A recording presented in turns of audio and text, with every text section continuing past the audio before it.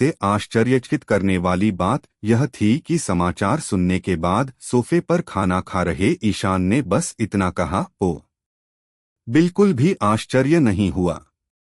Hawking को लगा कि उन्होंने गलत पढ़ा है। उन्होंने अपनी आंखें जोर से मलीं, लेकिन उन्हें पता चला कि ईशान को तो इसकी जरा भी परवाह नहीं थी। अब हॉकिंग सचमुच उलझन में थे और मुंह खोले वे सोच रहे थे कि ईशान आखिर सोच क्या रहा होगा। तो क्या हुआ? वे भाग गए। ईशान ने खाना खत्म करने के बाद रुमाल उठाया और मुंह पोंछा। फिर बोला, मुझे उम्मीद नहीं थी कि इतने लोग रुकेंगे।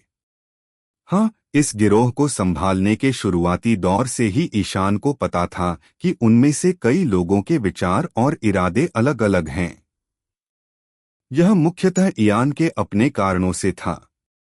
सबसे पहले उसकी उम्र बहुत कम लग रही थी और ये सभी नाम मात्र के अधीनस्थ उससे बड़े थे, जैसे हॉकिंग जो 30 के दशक में थे। हालांकि एक युवा ईशान उनका नया बॉस बन गया है, जिससे स्वाभाविक रूप से कुछ लोगों को अजीब और असहज महसूस हो रहा है। दूसरा प्रतिष्ठा का मुद्दा था। अगर ईशान एक समुद्री डाकू होता तो जब तक उस पर इनाम ज्यादा होता, ये लोग उसके इनाम के कारण उसकी बात मानते, लेकिन समस्या यह थी कि ईशान ऐसा नहीं है। एक समुद्री डाकू शिकारी के रूप में उसकी पहचान के कारण उस पर कोई इनाम नहीं है। उसकी प्रतिष्ठा सिर्फ ईस्ट ब्लू में फैली हुई थी, जिसका सबाउडी द्वीपसमूह पर कोई असर नहीं है। शायद ईशान बहुत ताकतवर था, लेकिन इतनी ताकत इन लोगों को प्रभावित नहीं कर सकती क्योंकि इसकी कोई बराबरी की प्रतिष्ठा नहीं है। और उसने जो कहा कि वह सिर्फ करोड़ों के समुद्री लुटेरों को पकड़ता है, उससे भी कई लोगों को लगा कि वह बस शेखी बघार रहा है। इसके अलावा ईशान के आते ही उसने उनके दो सबसे ज्यादा मुनाफे वाले धंधों, अपहरण और मानव तस्करी, पर रोक लगा दी, जिससे कुछ लोगों को लगा कि इस नए बॉस के साथ वे पैसा नहीं कमा पाएंगे।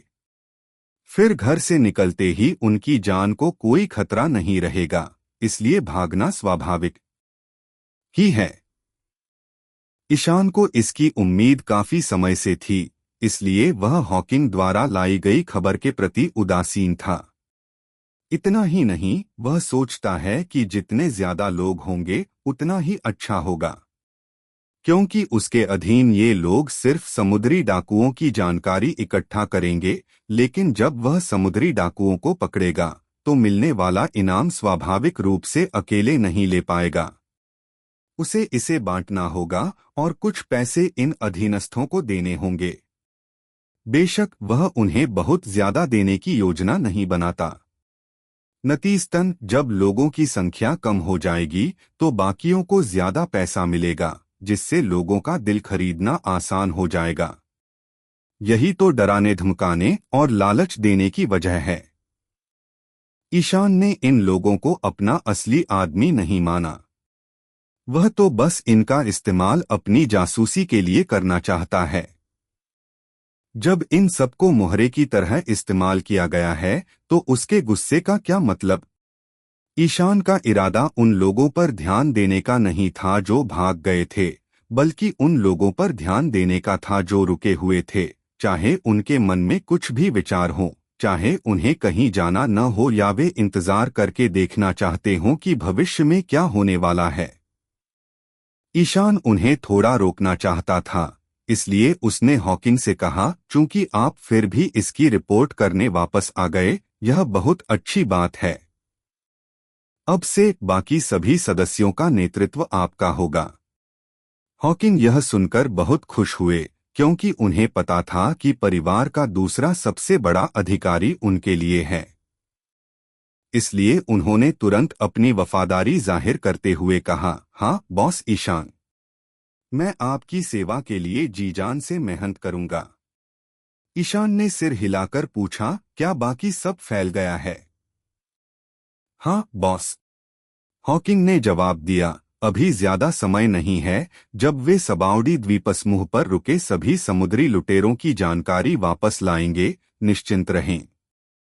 तथाकथित इनामी शिकारी परिवार, हालांकि वे सभी गैंगस्टर थे, आखिरकार सबाउडी द्वीपसमूह के स्थानीय सांप थे। वे चूहे और सांप थे। उनके पास यह जानकारी पाने का हमेशा अपना तरीका होगा, जो इयान के अकेले द्वीप पर बेतरतीब ढंग से घुसने से कहीं बेहतर था। उस रात तो कुछ नया नहीं हुआ, लेकिन अगले दिन हॉकिंग गए और मरम्मत का सामान खरीद लाए। दरअसल हॉकिंग घर की मरम्मत के लिए किसी को सीधे ढूंढना चाहते थे, लेकिन वे एक अराजक इलाके में रहते थे। सभी मरम्मत करने वाले कारीगर ऐसी जगह आने को तैयार नहीं थे, इसलिए हॉकिंग को घर लौटकर योजना भी शुरू करनी पड़ी, यानी खुद ही घर की मरम्मत अपने साथ लाए सामान से करनी पड़ी। चूंकि उनके अड्डे की मरम्मत होनी थी, इसलिए उन्हें अंदर जाने की इजाजत नहीं थी। गढ़ अस्थायी रूप से बंद था। ईशान एक कुर्सी हटाकर बाहर बैठ गया। लोरेन और एलेना भी उसके साथ थीं। तीनों हॉकिंग और कुछ आदमियों को हथौड़ों और दूसरे औजारों से घर की मरम्मत करते हुए देख रही थीं। आवाज बहुत तेज और असहनीय थी। खुशकिस्मती से इसी समय जानकारी इकट्ठा करने के लिए बाहर निकले परिवार के बाकी सदस्य एक एक करके वापस आ गए और आखिरकार ईशान के पास कुछ काम आ गया। गढ़ से एक मेज निकाली गई, जिस पर वांछित पोस्टर और इयान के आदमियों द्वारा एकत्रित की गई जानकारी सजी हुई थी। ईशान परिवार का एक सदस्य, जिसका उपनाम लंगड़ा था, ईशान को समझा रहा था। बॉस, हमारी टीम सीमित है, इसलिए फिलहाल हम सिर्फ आसपास के होटल और मनोरंजन पार्क क्षेत्र की जांच कर रहे हैं। 70 से 79 मैंग्रोव होटल क्षेत्र है और 30 से 39 मैंग्रोव मनोरंजन पार्क क्षेत्र है। ये दोनों क्षेत्र ऐसे हैं जहां समुद्री डाकू ज्यादा आते हैं। इन दिनों ऐसा लगता है कि द्वीप पर कोई भी करोड़पति इनाम वाला समुद्री डाकू नहीं उतरा है। ओह, और आपको सबसे ज्यादा इनाम वाला कौन मिला? ईशान ने पूछा। ये स्किन्ड पायरेट्स हैं। लंगड़ा बोला, इनका नेता बोल्टन लुसियस है, जिसका उपनाम लीच है। वह एक निर्दयी आदमी है। फिलहाल उस पर 8-6 करोड़ बेरीज का इनाम है। ईशान ने बोल्टन लुसियस का वांटेड पोस्टर उठाया। वह एक सज्जन व्यक्ति था जिसके होठों पर 2 करीने से कटी हुई मूंछें थीं। इस लड़के का उपनाम लीच है। क्या यह गलत नहीं हो सकता? ईशान थोड़ा हैरान हुआ। लंगड़ा घबराकर बोला, नहीं, मैं गलत नहीं हो सकता, मालिक। इस आदमी के कुलीन चेहरे को मत देखो, यह सचमुच बहुत क्रूर है। लोगों को प्रताड़ित करने का उसका पसंदीदा तरीका है अपने शिकार को सूली पर लटका देना और फिर जिंदा ही उसकी खाल उतार लेना। जैसे ही यह आदमी द्वीप पर उतरा, सबाउडी द्वीपसमूह के सभी इनामी शिकारी समूहों को खबर मिल गई, लेकिन किसी ने भी उसके खिलाफ कोई कदम उठाने की हिम्मत नहीं की। क्या उसके आदमी चाहिए? ईशान ने पूछा। वे नहीं हैं। लिंप ने अपना सिर हिलाया और कहा, वह इस समुद्री डाकू समूह का सबसे प्रसिद्ध सदस्य है। खैर, अब तो उस पर ही निर्भर है। अब वह कहाँ है? ईशान ने सिर हिलाया। बॉस ईशान, क्या तुम सचमुच उसे पकड़ना चाहते हो? लंगड़ा बेचैनी से बोला, यह आदमी शैतानी फल खाने वाला है। मुझे इसकी कोई परवाह नहीं। ईशान बोला, अब बस मुझे उसकी लोकेशन बता दो। लिम्प्स का चेहरा उलझन में था, लेकिन उसने सिर हिलाकर कहा, बोल्टन लुसियस कागज के शैतान फल का इस्तेमाल करने वाला है। कहा जाता है कि उसके शरीर को अनगिनत कागज के टुकड़ों में बदला जा सकता है। हमारे परिवार के भाइयों ने सुना है कि वह पिछले कुछ दिनों से होटल वाले इलाके में ठहरा हुआ है और लगता है कि वह अपने जहाज पर कोटिंग होने का इंतजार कर रहा है और फिर नई दुनिया जा रहा है। क्या होटल एरिया में कोई उस पर नजर रख रहा है? ईशान ने पूछा।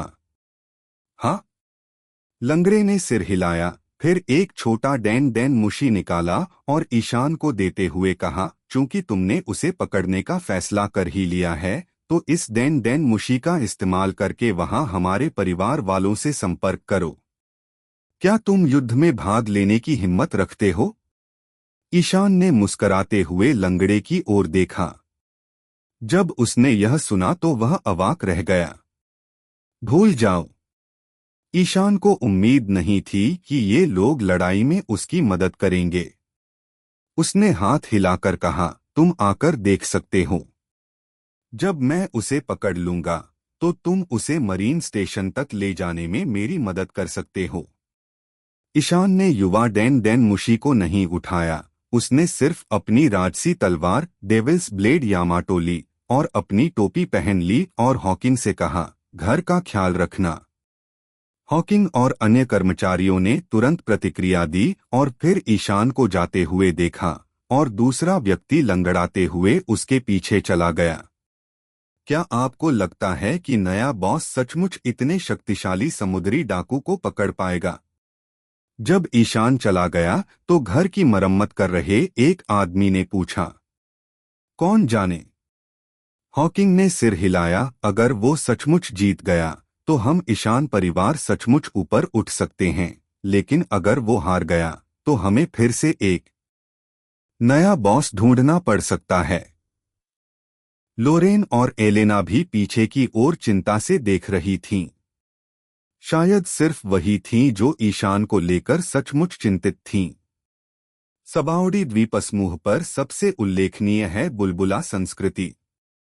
राल के बुलबुलों की विशेषताओं के अनुसार लोगों ने बुलबुलों के इस्तेमाल के कई तरीके विकसित किए हैं। वे बुलबुलों पर रस्सियां बांधते हैं, जिनसे सामान खरीदने के लिए थैले बनाए जा सकते हैं। बुलबुलों का उछाल सामान के वजन को संतुलित रखता है, जिससे यह आसान और कम थका देने वाला होता है।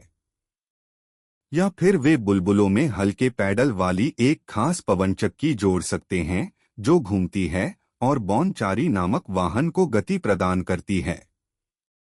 सबाउडी द्वीपसमूह पर ऐसे वाहन साइकिलों से कहीं बेहतर थे। इस द्वीप पर सब कुछ बबल आधारित है। इसके अलावा बबल्स को द्वीप के कुछ खास आवास क्षेत्रों में व्यक्तिगत होटल के कमरों में भी बदला जा सकता है। फिशमैन द्वीप के अलावा यह अब तक दिखाया गया एकमात्र स्थान है जहां कोटिंग की जा सकती है। कोटिंग एक ऐसी प्रक्रिया है जिसमें एक जहाज को यारुकीमन मैंग्रोव से प्राप्त विशेष राल से लेपित किया जाता है, जिससे वह समुद्र की गहरी गहराई में, जैसे कि रेड लाइन के तल पर, जीवित रह सकता है।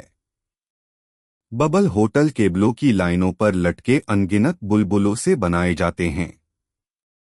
लोग बुलबुले के निचले हिस्से पर मिश्र धातु की परत चढ़ाते हैं, जिससे न केवल बुलबुले का वजन बढ़ता है बल्कि उसका संतुलन भी बना रहता है। साथ ही मिश्र धातु की यह परत एक सामान्य आधार भी बन जाती है, जिस पर पैर रखकर चीजें रखी जा सकती हैं। चूंकि मिश्र धातु की परत अपारदर्शी होती है, यह लोगों की निजता को ढक लेती है, इसलिए इस तरह के बबल होटल को द्वीप पर बहुत लोकप्रिय कहा जा सकता है और यह वह जगह थी जहां कई पर्यटक रातें बिताना और अनुभव करना चाहते थे। ईशान लिम्प के मार्गदर्शन में ग्रोव 32 में आया था। 32 नंबर के मैंग्रोव क्षेत्र में कई होटल थे। हर होटल 2 खंभों पर बंधे बुलबुलों की कतारों से बना था। बुलबुले और खंभे बहुरंगी थे, जो बेहद जादुई लग रहे थे। क्या लुसियस यहाँ है? ईशान ने लंगड़े से पूछा। हाँ, वह उसी होटल में रहता है। लंगड़े ने अपनी दाहिनी ओर एक होटल की ओर इशारा किया। मैं उसे कैसे आउट कर सकता हूँ? ईशान ने पूछा, क्या मैं सीधे अंदर जा सकता हूँ? बिल्कुल नहीं। यह कोई अराजक इलाका नहीं है, द लिम्प ने कहा। अगर हम यहाँ कोई उपद्रव करेंगे तो लड़ाई शुरू होते ही मरीन बुला लिए जाएंगे। हमें उसे किसी और जगह ले जाना होगा।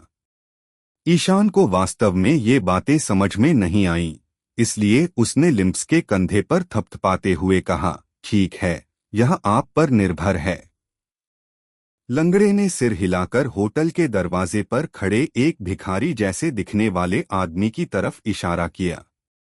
फिर उसने देखा कि भिखारी ने अपनी समझ जाहिर करने के लिए हल्का सा सिर हिलाया। ईशान सचमुच आश्चर्यचकित हुआ और बोला, यह हमारा आदमी है? हाँ, लंगड़ा बोला, वह हमारे परिवार का सदस्य है। निगरानी का काम उसी का है। क्या बात है, ये तो कमाल है। सच कहूं तो ईशान को उम्मीद नहीं थी कि वो आदमी कोई गैंगस्टर होगा, पर वो तो बिल्कुल भिखारी लग रहा था। ईशान ने अभी अभी किसी को उसके कटोरे में सिक्के फेंकते देखा था। चलो बॉस ईशान, किसी खाली जगह पर जाकर इंतजार करते हैं, लंगड़ा बोला। ईशान उसके पीछे पीछे गया, वहां से निकलकर उसी मैंग्रोव क्षेत्र के किनारे तक गया। इस दौरान ईशान ने पाया कि 6 और लोग एक के बाद एक उनका पीछा कर रहे थे और वे सभी उसके अधीनस्थ थे। अनुमान है कि लिम्प ने उन्हें डैन डैन मुशी के रास्ते आने की सूचना दी थी। खैर, यह कहना शर्मनाक था कि ये लोग नाम मात्र के लिए ईशान परिवार के सदस्य थे, लेकिन ईशान को उनके नाम भी नहीं पता थे। जब वे एक खाली जगह पर पहुंचे तो लिम्प ने सीटी बजाई और सभी लोग अचानक तितर-बितर हो गए और छिपने के लिए जगह ढूंढ ली। बॉस ईशान, क्या तुम छिपने वाले हो? लंगड़ा ने पूछा। नहीं, मैं यहीं इंतजार करूंगा। ईशान ने सिर हिलाया। लंगड़ाते हुए छिपने की जगह ढूंढने लगा। ईशान ने देखा कि वे सब अपनी अपनी बंदूकें निकाल लाए हैं। ईशान जमीन पर पालथी मारकर बैठा उनका इंतजार कर रहा था, जबकि डेविल्स ब्लेड यामाटो उसके पैरों पर टिका हुआ था। ज्यादा देर नहीं लगी, लगभग 20 मिनट बाद ईशान ने देखा कि आखिरकार कोई प्रकट हुआ। शुरुआत में ईशान ने उस आदमी को देखा जो भिखारी होने का नाटक कर रहा था, लेकिन उसके पीछे लोगों का एक समूह उसका पीछा कर रहा था। कहने की जरूरत नहीं कि ये लोग लूसियस के आदमी थे। ईशान ने दूर से ही देख लिया कि लूसियस किसी रईस की पोशाक पहने हुए था और इत्मीनान से उनका पीछा कर रहा था, जबकि उसके आदमी हथियार हवा में उठाए गुस्से से उस भिखारी का पीछा कर रहे थे। भिखारी का भेष धरे वह आदमी हांफता हुआ ईयान की तरफ भागा। ईशान को देखकर रुका और बोला, बॉस ईशान, मैं लाया हूं। तुमने ये कैसे किया? ईशान ने उत्सुकता से पूछा। हाँ। वैसे तुम्हारा नाम क्या है?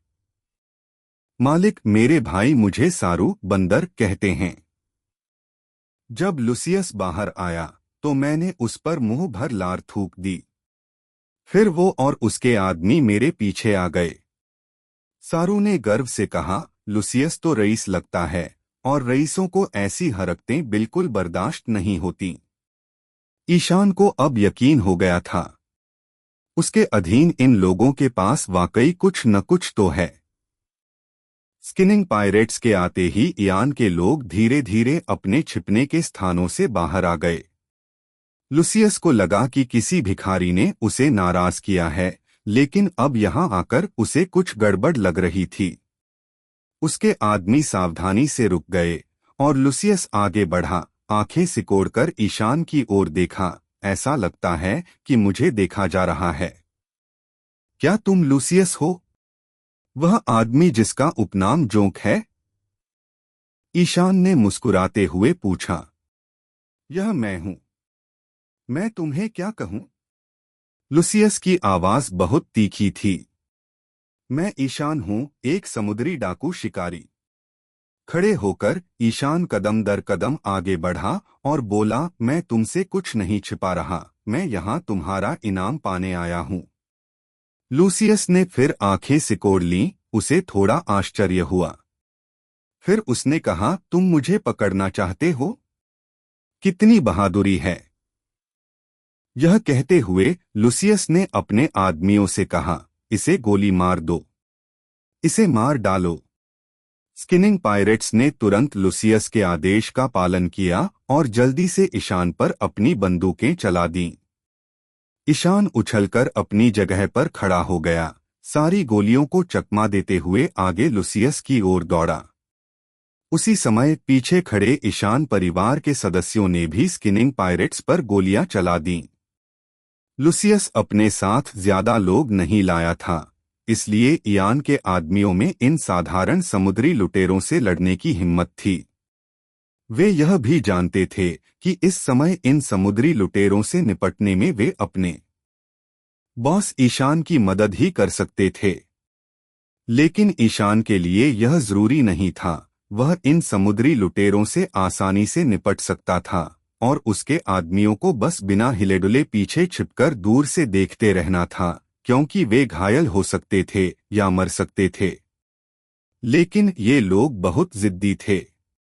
जब ईशान जमीन पर उतरा तो उसने अपनी तलवार 2 बार घुमाई और लुसियस के आसपास मौजूद स्किनिंग समुद्री लुटेरों के 2 सदस्यों को काट डाला। फिर उसने अपनी तलवार से नीचे की ओर वार करके लुसियस को काट डाला। लुसियस के हाथ से बेंट अचानक खींच लिया गया। वह एक पतली तलवार निकली और एक डिंग की आवाज के साथ उसने इयान की काटने की क्रिया को रोक दिया। हालांकि लुसियस की ताकत इयान की ताकत के आगे टिक नहीं पाई, जिससे वह पीछे की ओर खिसक गया। इस मौके का फायदा उठाकर ईशान ने अपने हाथ पीछे खींच लिए और दोनों हाथों से अपनी तलवार कसकर पकड़ ली और उस पर वार कर दिया। लुसियस एक तरफ बच गया और तलवार उसकी छाती के ऊपर से निकल गई। ईशान ने अपनी तलवार घुमाई और लुसियस की छाती पर वार किया। लुसियस ने एक हाथ से अपनी बेंट की तलवार का हैंडल पकड़ा और दूसरे हाथ से तलवार की नोक पर दबाव डाला। उसने इयान के वार को रोकने के लिए दोनों हाथों से जोर लगाया। दोनों तलवारें आपस में टकराईं और डिंग की आवाज और चिंगारियां निकलीं। कुछ प्रयासों के बाद ईशान को लगा कि लुसियस की तलवारबाजी बहुत शक्तिशाली नहीं थी, इसलिए वह अधिक निश्चिंत हो गया। इसलिए उसने बार बार हमला किया और लुसियस के महत्वपूर्ण बिंदुओं को काट दिया। शुरुआत में लुसियस ने प्रतिरोध करने के लिए तलवारबाजी का उपयोग करने की कोशिश की, लेकिन कई बार प्रयास करने के बाद वह इयान के ब्लेड की गति के साथ नहीं रह सका और अंततः ईशान ने उसकी बाईं पसली में छुरा घोंप दिया। हालांकि वार के बाद ईशान को किसी इंसानी शरीर में कट लगने का एहसास नहीं हुआ। उसे कोई प्रतिरोध महसूस नहीं हुआ, बस ऐसा लगा जैसे उसके ब्लेड ने किसी कागज के टुकड़े को काट दिया हो। ध्यान से देखने पर ईशान ने पाया कि लुसियस की छाती फट गई थी, लेकिन उसमें से खून नहीं बह रहा था। यह बेकार है, मैं एक शैतान फल उपयोग करता हूँ। लुसियस ने ईशान पर व्यंग्य किया, हालांकि तुम्हारी तलवारबाजी मुझसे बेहतर है, फिर भी तुम मुझे चोट नहीं पहुंचा सकते। ऐसा कहते हुए लुसियस ने अचानक हाथ बढ़ाया और अपने पास से एक कागज का टुकड़ा फाड़ लिया। कागज ब्लेड ताश फेंकने की तरह लुसियस ने अपने शरीर के एक हिस्से को कागज से बने एक छोटे से तेज चाकू में बदल दिया। उसे 2 उंगलियों से पकड़ा और ईशान की ओर पटक दिया। ईशान ने अपना सिर थोड़ा सा झुकाया और कागज का नुकीला टुकड़ा उसके चेहरे पर लगा और उड़ गया, जिससे उसके कई बाल कट गए। युद्ध की शुरुआत से ही ईशान ने एनफील्ड खोल दिया था। ऐसा कदम उसे नुकसान पहुंचाने वाला तो नहीं था, लेकिन जैसे ही वह पलटवार करना चाहता था, उसे अचानक अपने पीछे कुछ उड़ता हुआ महसूस हुआ। इसलिए उसने जल्दी से अपनी तलवार पीछे की ओर घुमाई और उसे रोक दिया। लुसियस द्वारा फेंका गया कागज का ब्लेड बूमरैंग की तरह वापस आया, लुसियस पर गिरा और उसके शरीर में समा गया। हम एक से तो बच सकते हो, पर सैकड़ों का क्या? लुसियस ने ठंडी मुस्कान के साथ कहा और अचानक उसका पूरा शरीर अनगिनत कागज के टुकड़ों में बदल गया। कागज के टुकड़े घूमते हुए ईशान की ओर उड़े। यह ऐसा था जैसे सैकड़ों तीखे कागज के चाकू एक साथ आकर ईशान पर हमला कर दें, और उन्होंने तुरंत उसे चारों दिशाओं से घेर लिया। पैरामीशिया डेविल फ्रूट का इस्तेमाल करने वाला लुसियस वाकई बहुत ताकतवर है। कहा जा सकता है कि यह पेपर फ्रूट बग्गी के चॉप फ्रूट जैसा है। न सिर्फ यह कटने से सुरक्षित है, बल्कि इसका फ्रूट स्प्लिटिंग ह्यूमन फ्रूट से कहीं ज्यादा आक्रामक भी है। अपनी ओर उड़ते इतने सारे कागजों को देखकर इयान के सभी आदमी हैरान रह गए। उन्हें लगा कि ईशान इस हमले से बच नहीं पाएगा। हालांकि ईशान थोड़ा मुस्कुराया, क्योंकि वह चकमा देने को तैयार नहीं था। यमातो को दोनों हाथों से पकड़कर ईशान ने अचानक उसे जोर से उठाया और सामने की ओर एक बवंडर चलाया। हाँ, उसने स्टील टेम्पेस्ट को ढेर किए बिना गैदरिंग स्टॉर्म का इस्तेमाल किया। उड़ते हुए कागज के टुकड़ों को बवंडर ने जोर से पटक दिया और उनकी दिशा तुरंत विकृत हो गई। वे बवंडर में उड़ गए और घिसटते हुए दूर चले गए। बवंडर के थमने के बाद कागज के टुकड़े हवा में लुसियस के शरीर में फिर से जुड़ गए। उसकी असली मुस्कान गायब हो गई और उसका चेहरा विभत्स हो गया। लुसियस जमीन पर नहीं गिरा, उसकी त्वचा कागजों में बदल गई। वह भारहीन हो गया, इसलिए हवा के झोंके से हवा में तैरने लगा। अचानक उसके सामने सफेद कागज का एक बड़ा टुकड़ा प्रकट हुआ। फिर वह सफेद कागज तेजी से मुड़ने लगा। जल्द ही, जैसे ही विशाल कागज बदला, ईशान के सामने एक कागज की तोप प्रकट हुई। ओरिगेमी तोप। आग। ओरी का मतलब है तह करना और गामी का मतलब है कागज। लुसियस के आदेश पर कागज की तोप ने वास्तव में एक कागज का गोला दागा और ईशान की ओर उड़ चली। ईशान वहां से तेजी से दूर भागा और कागज का गोला जमीन पर गिरा जहां वह था, और वह सचमुच फट गया। यह तो दिलचस्प है। विस्फोट देखते ही इयान की आंखें चमक उठीं। उसे उम्मीद नहीं थी कि कागज जैसे फल में इतनी खास क्षमता होगी। शैतान फल की यही खासियत है, ज्यादातर क्षमताएं अवैज्ञानिक लगती हैं। यह आदमी लुसियस बहुत शक्तिशाली था, क्योंकि उसने अपने कागज फल की क्षमताओं को बखूबी विकसित किया था। इसमें कोई आश्चर्य की बात नहीं कि उसके पास 86 मिलियन बेरीज का इनाम है। ओरिगेमी तोपें लगातार ईशान पर गोलियां बरसा रही थीं। धमाकों की आवाजें लगातार आ रही थीं और दृश्य बेहद भयावह लग रहा था। हालांकि असल में ईशान इन धीमे कागज के गोलों से बचने के लिए इधर-उधर भाग रहा था, इसलिए वे उसे कोई नुकसान नहीं पहुंचाने वाले थे। लुसियस को भी यह समस्या पता चल गई। आखिरकार उसके कागज के गोले असली तोप के गोले नहीं थे और उनकी गति भी इतनी तेज नहीं थी, इसलिए उसने जल्दी जल्दी कागज की तोप को फिर से चलाना शुरू कर दिया, केवल यह देखने के लिए कि कागज की तोप जल्दी से अलग हो गई, और फिर से मोड़ना शुरू कर दिया। जल्द ही ईशान के सामने एक ओरिगामी डायनासोर प्रकट हुआ। हाँ, कितना मजेदार है। ईशान हंसा और बोला, क्या यह कोई ओरिगेमी शो है? क्या ये कोई प्रदर्शन है जो तुमने पूछा था? ठीक है, तुम्हें जल्द ही पता चल जाएगा। लुसियस ने ठंडी सांस ली और हाथ हिलाते हुए ओरिगेमी डायनासोर ईशान की ओर दौड़ा। जब ओरिगेमी डायनासोर इयान की तरफ दौड़ा, तो उसने जोर से अपना मुंह खोला और ईशान की तरफ काटने लगा। ईशान ने देखा कि उसका जबड़ा बहुत बड़ा था, इसलिए उसे भागना पड़ा। फिर डायनासोर के मुंह ने जमीन पर काट लिया और उसके काटने से जमीन का एक बड़ा हिस्सा सीधे खोद दिया गया, जिससे कब्र के आकार का एक बड़ा गड्ढा बन गया।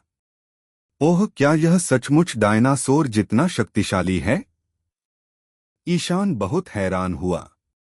इस बीच ईशान ने देखा कि लुसियस की ओरिगामी क्षमता एक समय में केवल एक ही काम करती है, कागज की तोप के अलग होने के ठीक बाद डायनासोर को मोड़ दिया गया था।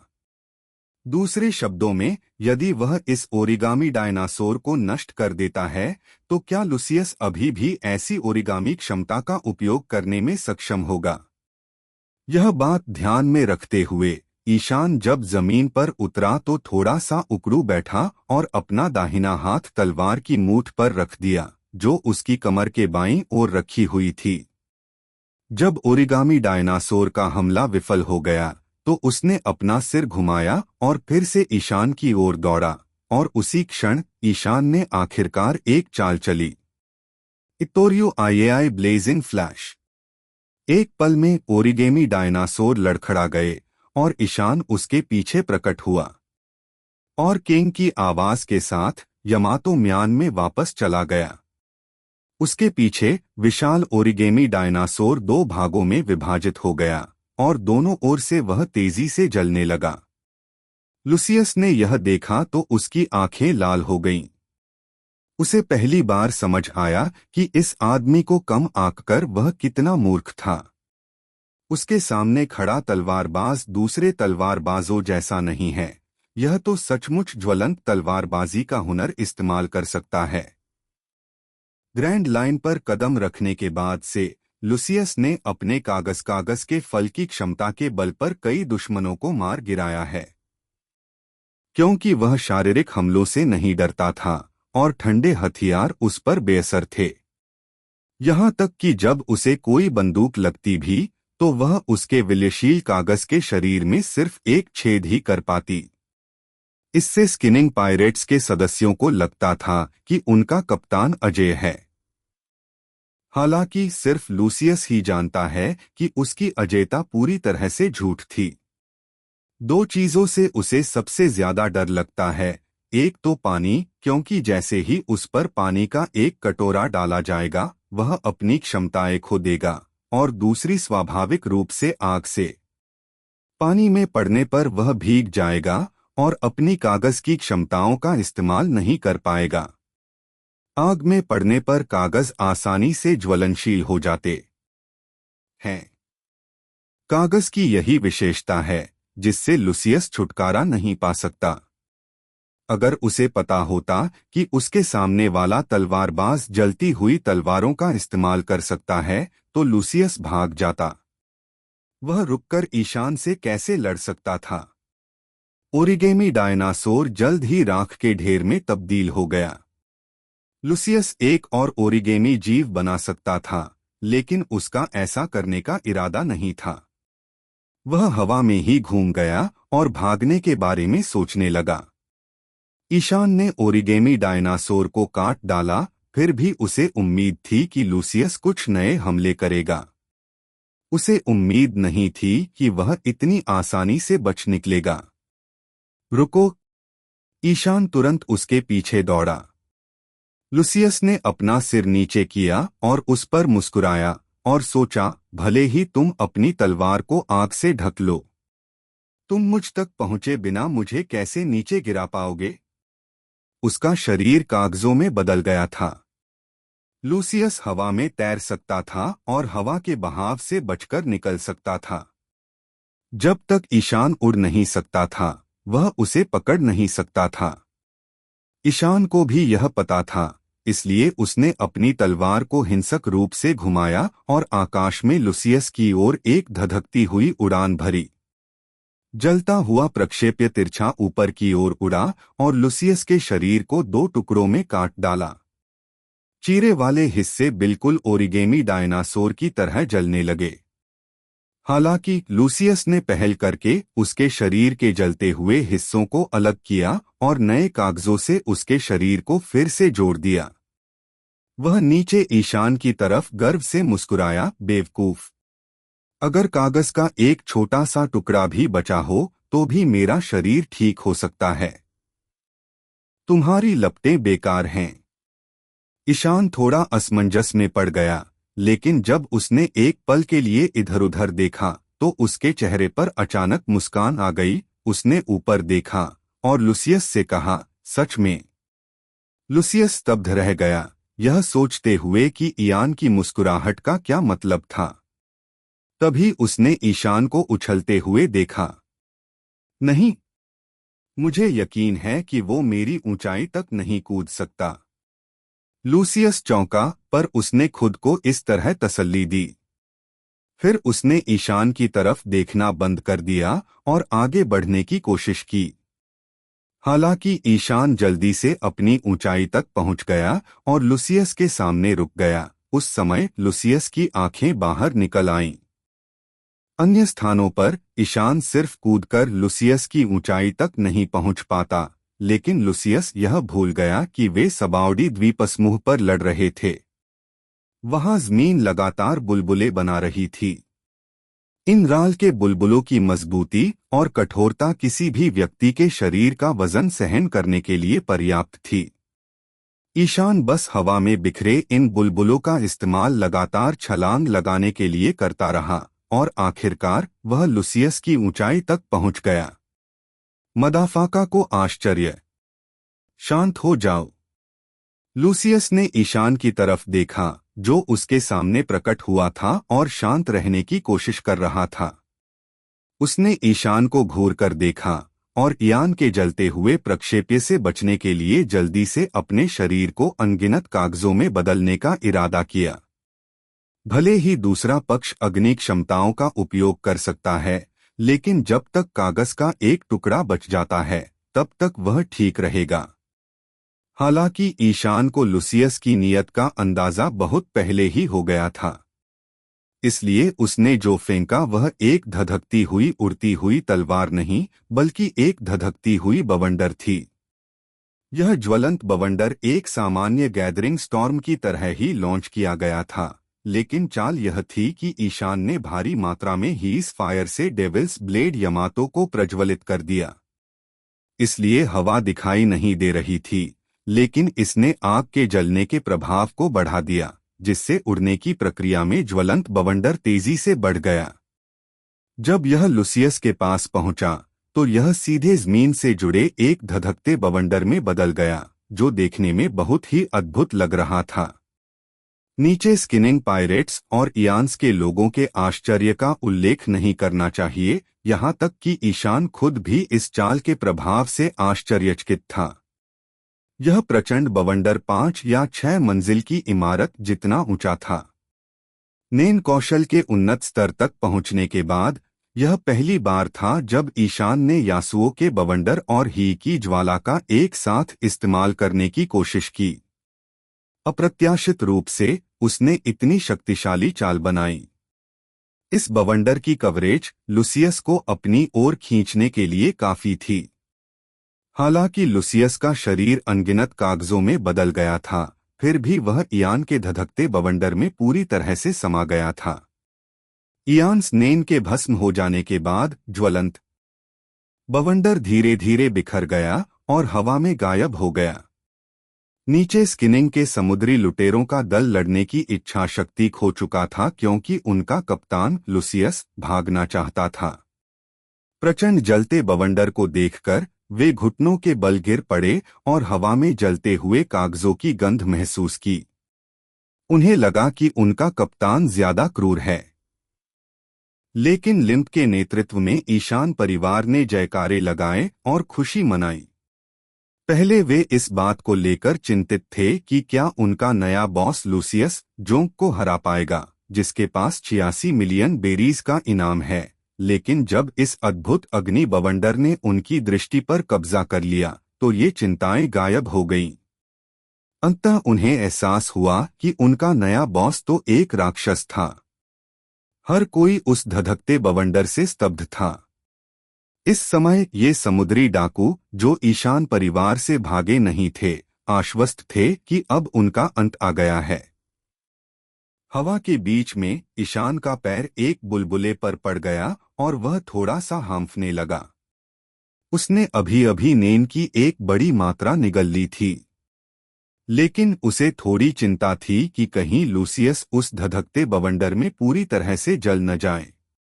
अगर ऐसा हुआ भी तो बहुत बुरा होगा। अगर वह जलकर राख हो गया तो ईशान को उसका इनाम नहीं मिलेगा। जब ईशान इस बात से चिंतित था, तभी उसने अचानक हवा से एक कागज का टुकड़ा गिरते देखा। वह छोटा सा कागज जाल से छूटी हुई मछली जैसा लग रहा था। गिरते गिरते वह बढ़ता ही गया और आखिरकार लूसियस का शरीर बन गया।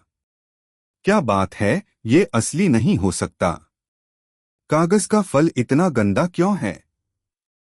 जब ईशान ने एक और ज्वलंत बवंडर की तैयारी के लिए मूठ पर हाथ रखा तो उसने लूसियस को हवा से सीधे जमीन पर गिरते देखा।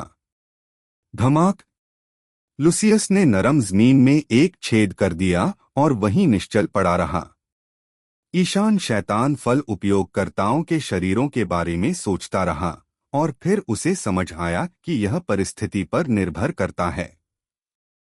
जब कोई शैतान फल उपयोगकर्ता अपनी शक्ति का प्रयोग करता है तो वह अपनी शारीरिक शक्ति स्वयं ही खर्च कर देता है, ठीक वैसे ही जैसे ललित ने पहली बार थर्ड गियर का प्रयोग किया था। अभी अभी इयान के अग्नि बवंडर ने लूसियस के शरीर में बदले हुए सभी कागजों को लगभग जला दिया है। ऐसे में अगर वह अपने मानव रूप में वापस आना चाहता है तो उसे अपनी बहुत सारी शारीरिक शक्ति का तेजी से उपयोग करना होगा। हालांकि उसकी जान बच जाएगी, लेकिन इस कठोर गिरावट और अत्यधिक थकावट के कारण वह बेहोश हो जाएगा और कोमा में जा सकता है। जमीन पर वापस कूदने के बाद ईशान लूसियस के पास आया। उसकी आंखें सफेद हो गईं और वह राहत की सांस लिए बिना नहीं रह सका। शुक्र है कि यह आदमी जलकर राख नहीं हुआ और उसका इनाम अभी भी हासिल किया जा सकता है। जब ईशान ने लूसियस की जांच की तो लिम्प बाकी ईशान परिवार के साथ अंदर गया और स्किनिंग समुद्री डाकुओं को घेर लिया। उन्होंने अपनी बंदूकें उन पर तान दीं और स्किनिंग समुद्री डाकू समूह के सदस्य केवल हाथ उठाकर आज्ञाकारी रूप से आत्मसमर्पण कर सके। अगर वे आत्मसमर्पण नहीं करते तो और क्या कर सकते थे? उनका कप्तान गिर गया है। तुम में से कुछ लोग आओ, मेरे पीछे आओ और उन्हें मरीन के पास ले जाओ और इनाम वसूल करो। ईशान ने निर्देश दिया। बाकी लोगों, पूछो और उनका समुद्री डाकू जहाज ढूंढो, फिर जाकर उनका सारा सामान लूट लो। हाँ बॉस ईशान। लंगड़ा और बाकी लोगों ने तुरंत हाथ उठाकर जयकार की। जब उन्होंने जवाब दिया तो उनका स्वर सम्मान और खुशी से भरा था। ईशान की असली ताकत को देखने के बाद इन अधीनस्थों ने अंततः ईशान को असली बॉस मान लिया। चूंकि लूसियस एक शैतान फल उपयोग करता था, इसलिए मूल कैरोसे की हथकड़ियां हिना द्वारा जब्त कर ली गईं और उन्हें वापस नहीं किया जा सका।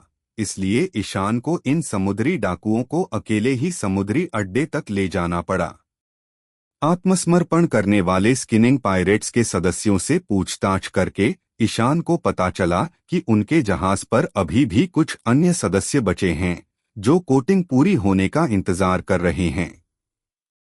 हालांकि पीछे छूटे लोगों की संख्या बहुत ज्यादा नहीं थी, केवल 1 दर्जन लोग।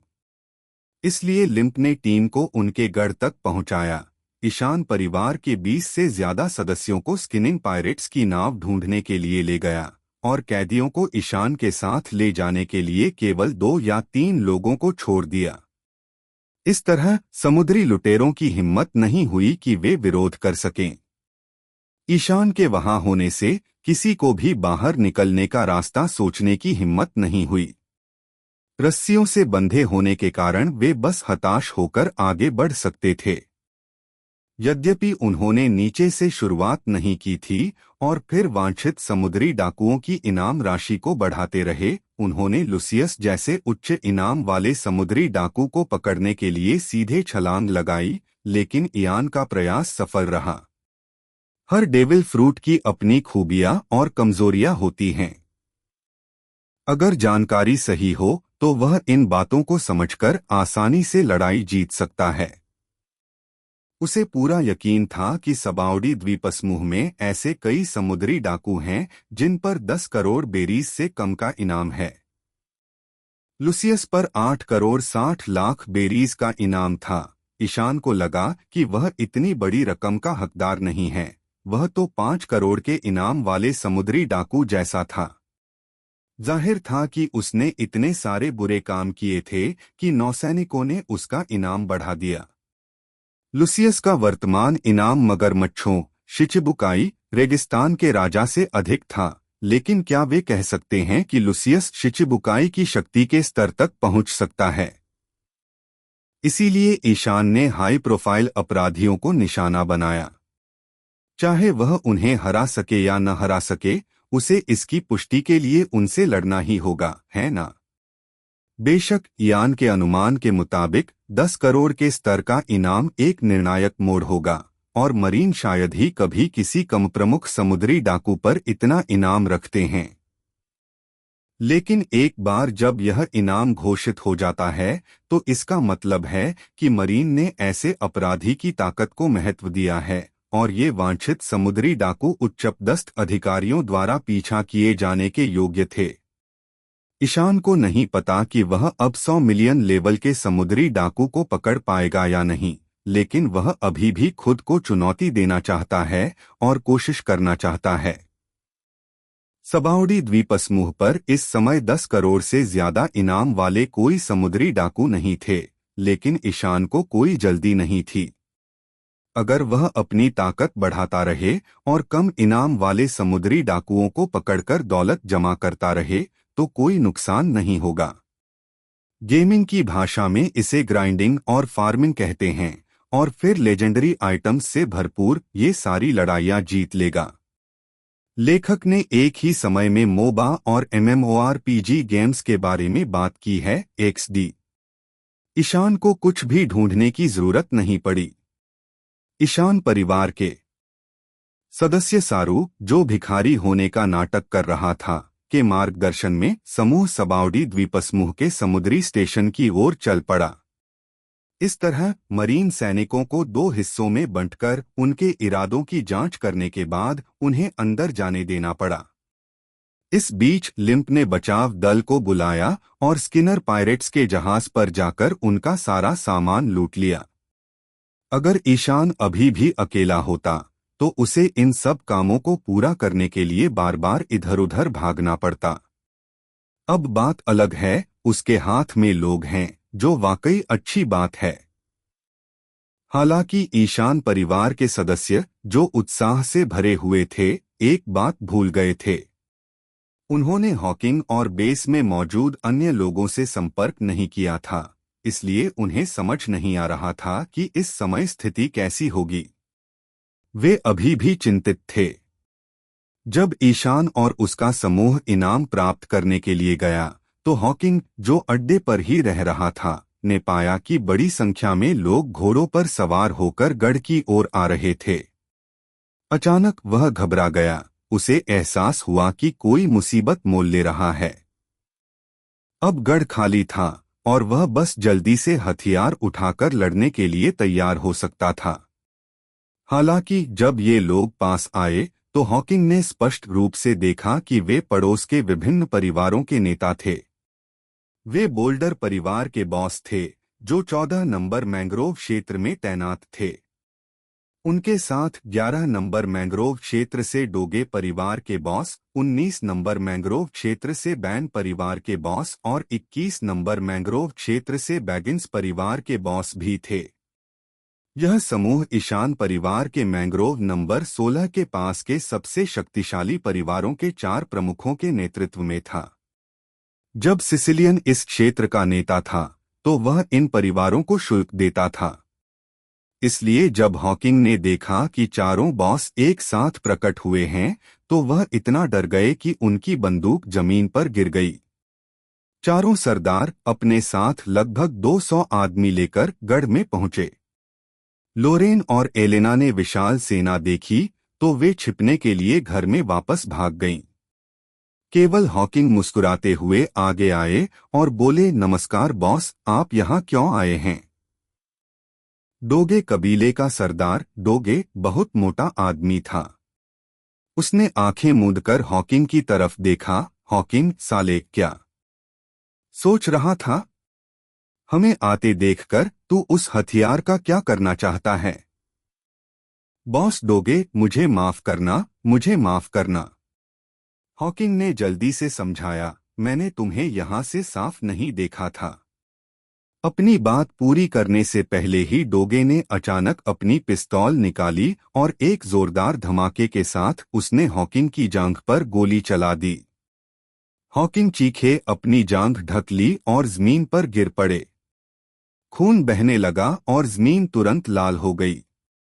बाकी लोगों को तो जैसे इस स्थिति का बहुत पहले से अंदाजा था। उन्हें जरा भी हैरानी नहीं हुई, बल्कि वे जोर जोर से हंस पड़े। डोगे घोड़े से उतरा, हॉकिंग के सिर पर पैर रखा और व्यंग्यपूर्वक बोला, यह तुम्हारे लिए एक सबक है। मैंने सुना है कि सिसिली परिवार का नेता बदल गया है, क्या यह सच है? हॉकिंग दर्द से पसीने से तरबतर हो रहे थे, लेकिन वह केवल इतना ही जवाब दे सके, हाँ हाँ। प्रश्न सुनते ही उन्हें तुरंत समझ आ गया कि कल जो सदस्य भाग गए थे, उनका परिणाम सामने आ गया है।